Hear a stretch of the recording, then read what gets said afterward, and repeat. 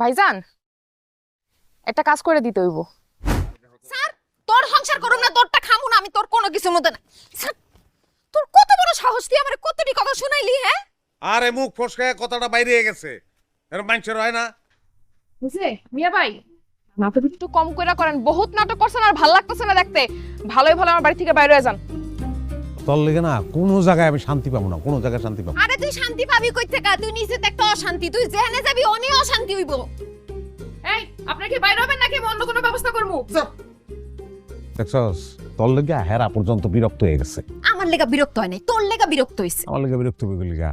হ্যাঁ, আমি কি চিল্লাই তোর মতন? গলার রেঞ্জ দেখেই তো বুঝানো যায় যে কার লেগে বিরক্ত।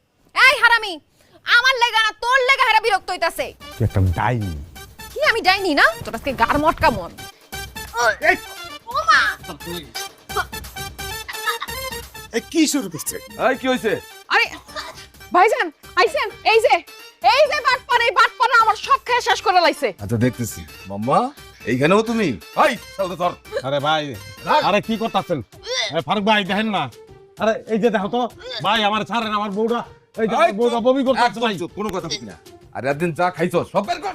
এই যে বের করে নে তো, সব বের করে নে। এই যে মহিলা, এই মহিলা সব থেকে বেশি খারাপ। আরে দেখো তো। অনেক আমার উচিত। কি করছে? অনেক কি দিয়ে আমার মরে, কি দিয়ে আমার কি দিয়ে আমার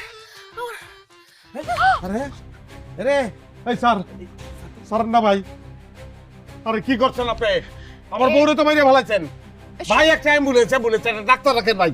এই, সত্যি সত্যি কিছু হলো আপনি কি? ডাক্তার ও ডাক্তার কি? আর সত্যি মনে জোরা, ভাবি ও জোরা জোরা। আল্লাহ আচ্ছা নারী কোথায় থাকে ভাই? নারী হাতে হাত দুই হাতেই থাকে নারী। মাথা থাকে।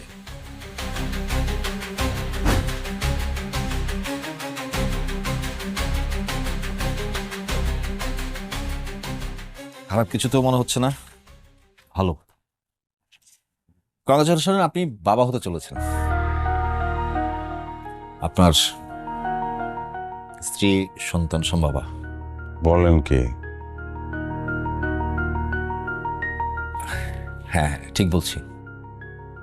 আমি করে দিচ্ছি, একটা প্রেসক্রিপশন করে দিচ্ছি, ছোট কিছু ওষুধ লাগবে।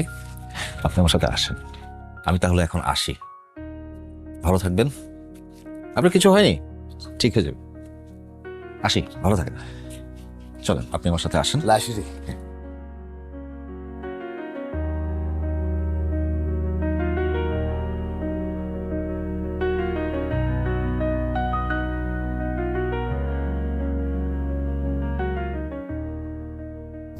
ভাবি, আমি বুঝতে পারি না আপনার শরীরের এই অবস্থা, আমারে ক্ষমা করে দিয়েন।